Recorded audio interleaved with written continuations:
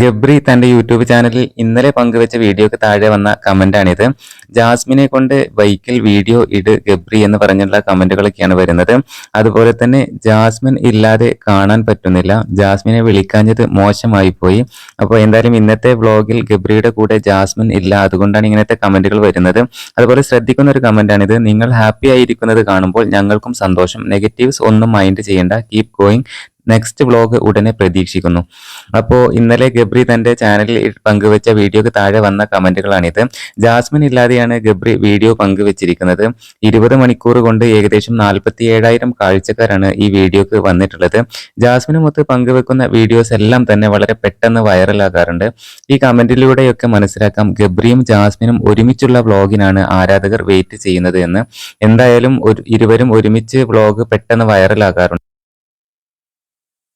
ായിട്ടുണ്ട്. എന്തായാലും ജാസ്മിനാണ് ഗബ്രിയുടെ വിജയം എന്നുള്ളത് ഇത്തരം കമന്റിലൂടെ ആരാധകർക്ക് എല്ലാവർക്കും തന്നെ മനസ്സിലാക്കാവുന്ന ഒരു കാര്യം തന്നെയാണ്. നിങ്ങളുടെ അഭിപ്രായം താഴെ കമന്റായിട്ട് അറിയിക്കണേ.